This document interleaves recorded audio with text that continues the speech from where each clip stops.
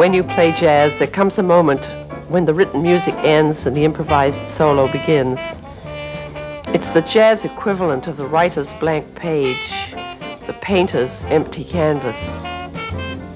It's an open space that has to be filled up with the best you can pull from inside yourself.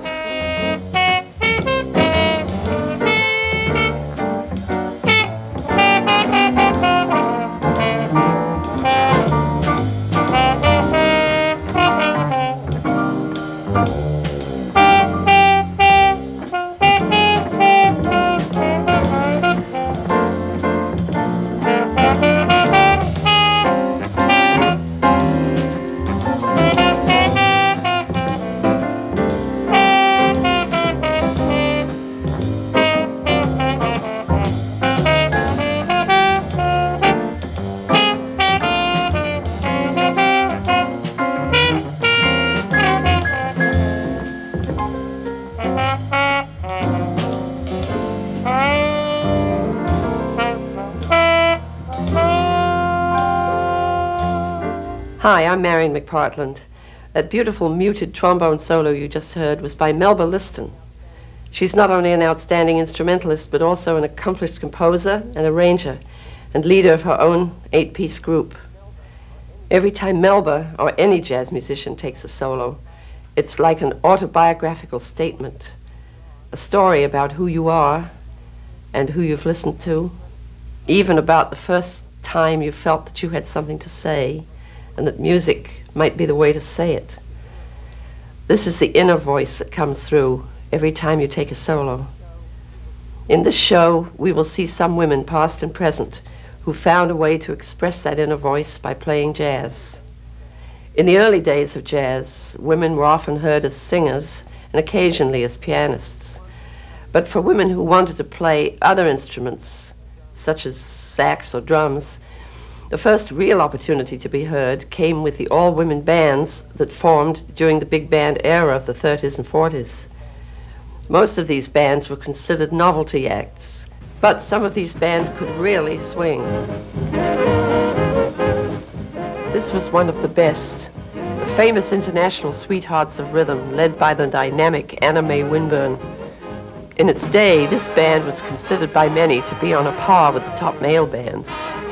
These 16 women were a dedicated, committed group of musicians who could read with precision, blend into a beautiful ensemble sound, and when the time came, play a short solo that would fit right in with the music.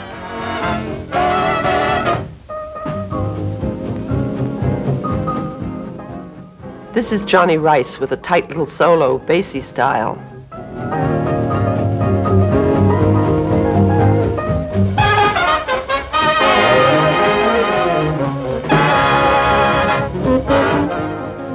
This is Viola Burnside, whose gutsy saxophone sound had people jumping in the aisles.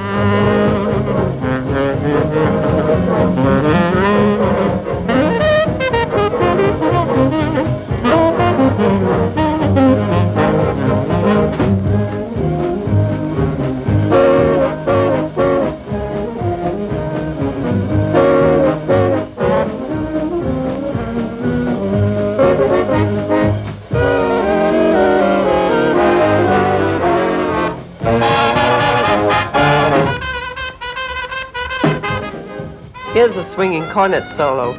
It's forceful, melodic, and excellently played.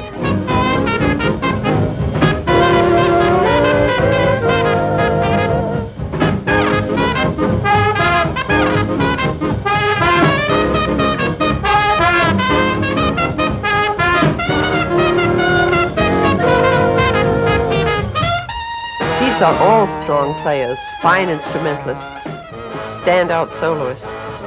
Though to some extent the solo voices are muted, subordinated to the overall sound of the band, which was the style of the day. But the band as a whole had some people who were taking female music. The time of the all-women bands came to an end along with the decline of the big bands in the late 40s as musical styles and tastes changed. Small group jazz became the predominant sound. And for women jazz musicians, this meant even fewer opportunities to play. Well, I started with Anna Mae Winburn, who was the director of the Sweet Hearts of Rhythm. And she had about, the first time I went out was about 12, 13-piece band. And then the second time was about 7, then it went down to 5. I played with a few other groups, and then I went out on my own and I had a group off and on for about 12 years.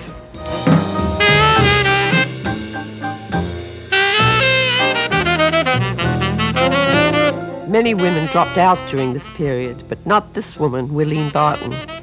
She followed whatever opportunities there were, going on the road, playing with other groups, but mostly creating her own opportunities by leading her own group.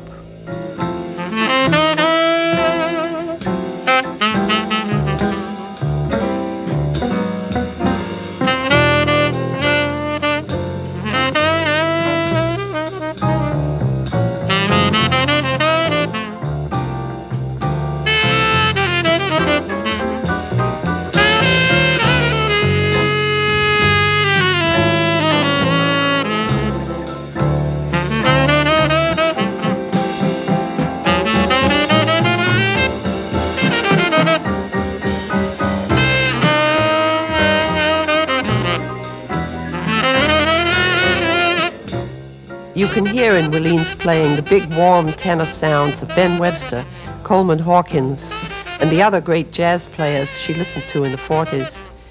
But she also brings to her playing the foot-stomping, hard-driving sound of the rhythm and blues playing popular in the 50s. But these are only influences. The statement Willeen makes as she improvises on the old standard, "Pen is from Heaven," is uniquely her own.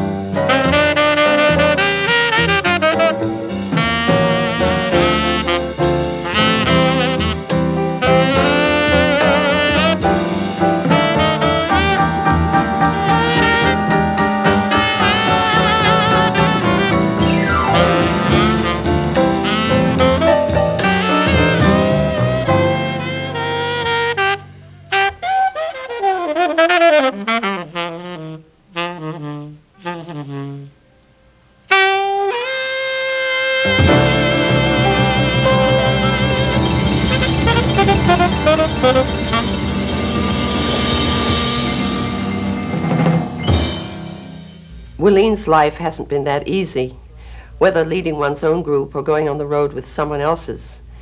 Unless you're a headline attraction, the jobs can be few and far between, and the financial rewards are not always very great.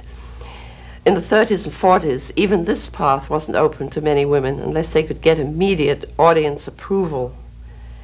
So for some, this meant developing a commercial-type act.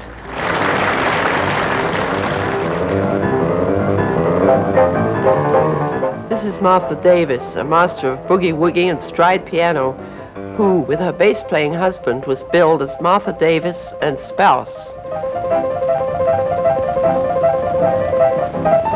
Going up.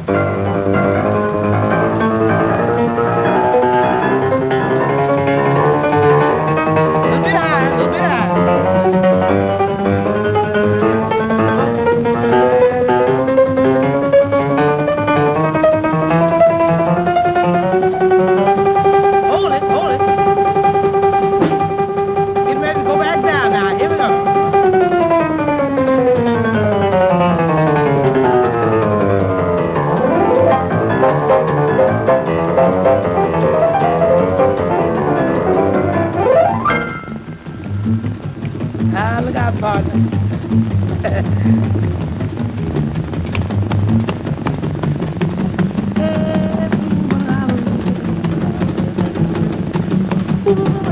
I hear you.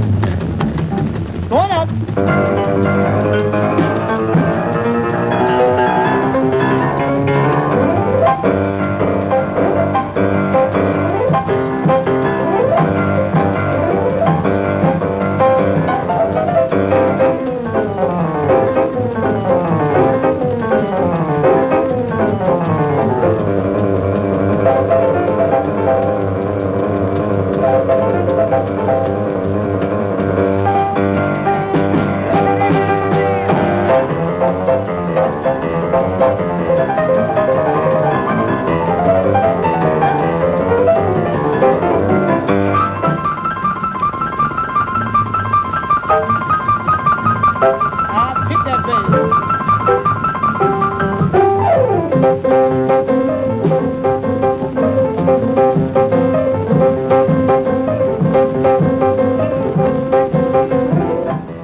Martha obviously had fantastic chops, all the technique to play any sort of music she wanted to. She could have played straight jazz or classical piano with the best of them, but she really looks happy doing just what she's doing. I say more power to her. I think she's terrific.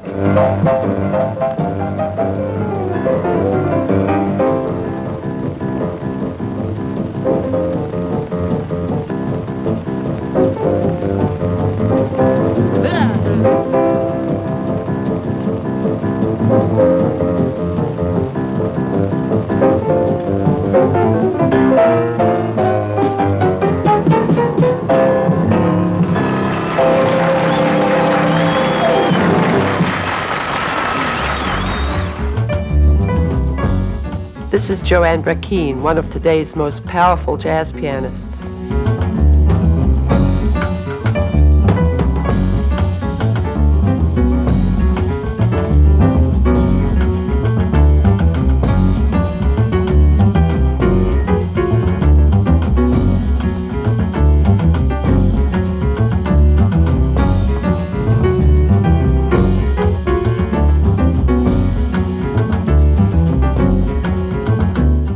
The 40 years that separate Martha and Joanne have seen many changes in the opportunities open to women playing jazz. Joanne is able to pursue a career as a serious jazz artist in concert halls and clubs in America and throughout the world.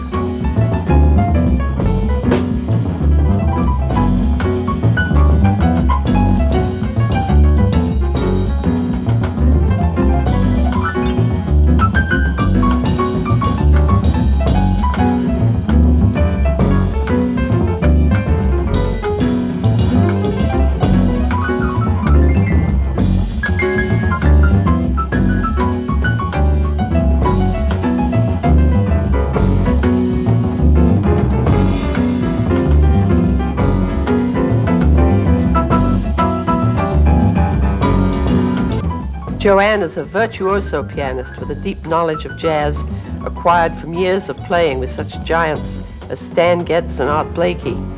But now she's the featured performer appearing with her own group, performing her own compositions and improvising in her own distinctive style, a style that encompasses the full range of pianistic techniques.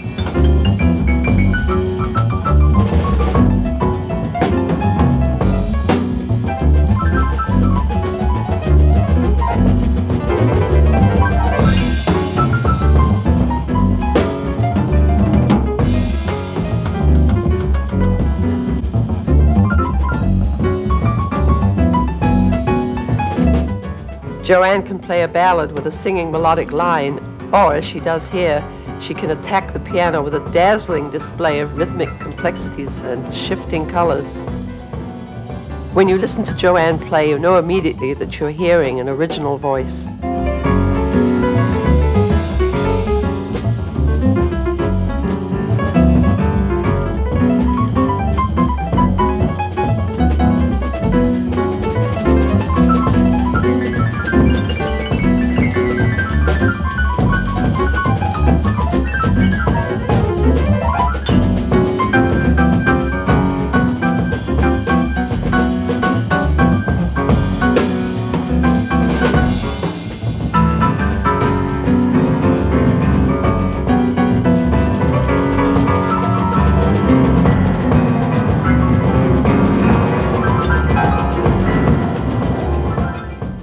Joanne is the leader of her group. She chooses the musicians she feels complement her the best. She decides on the music and generally is responsible for its success. This is the normal state of affairs. Big band or small, there's usually one musician or a manager behind the scenes who is the leader, but not always. There have been some groups formed in which there was no one person who served as leader. The group's music and personal identity came from all the members of the band. But in the 70s, and for the first time since the big band era, some of these groups were composed entirely of women.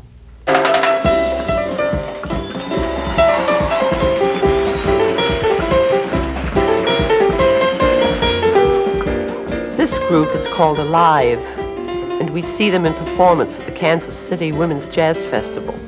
Like the International Sweethearts of Rhythm, it's an all-woman group. But the Sweethearts were trying to sound like the best male bands of their time. The members of Alive only want to sound like themselves.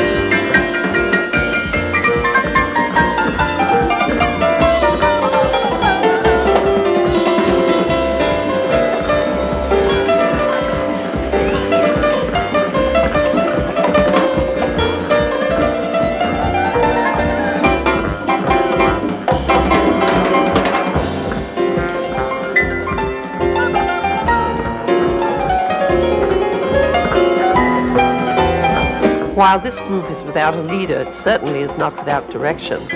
All its members share in decisions about the music they play and where and when they will perform it.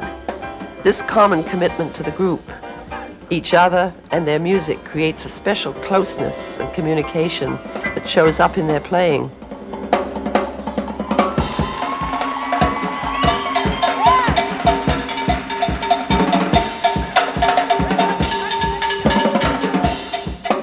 Watch here as percussionist Carolyn Brandy and drummer Barbara Borden exchange rhythmic ideas, back each other up, combining their talents and their enthusiasm into a wonderful, exciting duet.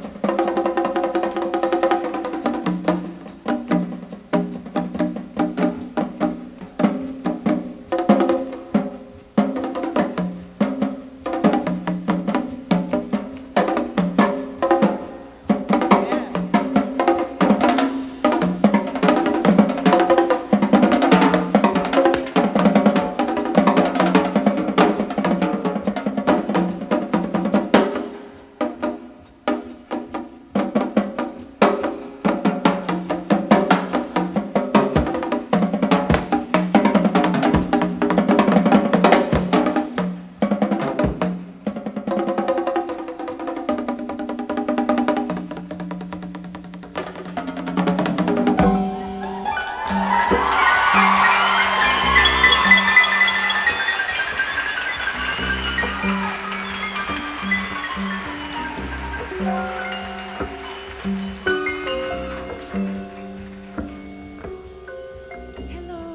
new life, little boy, little girl, so soon older, so soon.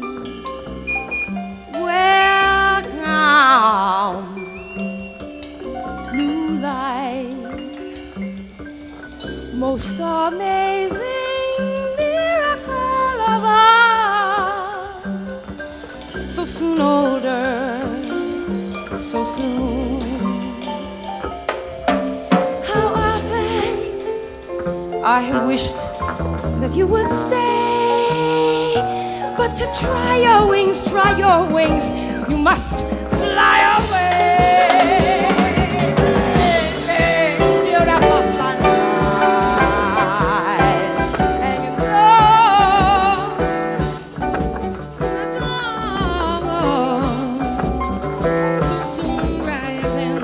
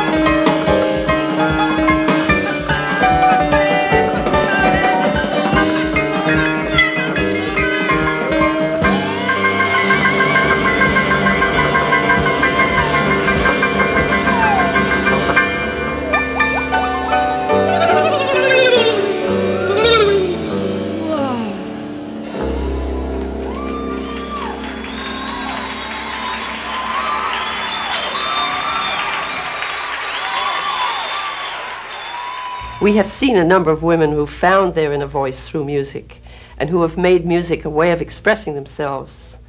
In fact, they've made music their way of life, and I guess I'm one of those women also. I started playing piano when I was about 3 years old, listening to my mother play. So actually the first piece I played was a Chopin waltz. But from then on I gravitated to tunes we learned at school, pieces I heard on the BBC, the latest pop tunes like Bing Crosby singing Please. When I was a teenager, I had a boyfriend who was very interested in jazz, and he would come over to the house with records of Duke Ellington, Benny Goodman Trio, Art Tatum, James P. Johnson. I really became hooked on the music, and I wanted to be able to play it myself. I would put a record on the record player and try to copy certain passages. Of course, I never got them exactly, but I think this is how we all learn. I never dreamed that I would ever be in America, or that anything I did would ever be a part of the jazz scene. It seemed like a dream to me then, and it still does.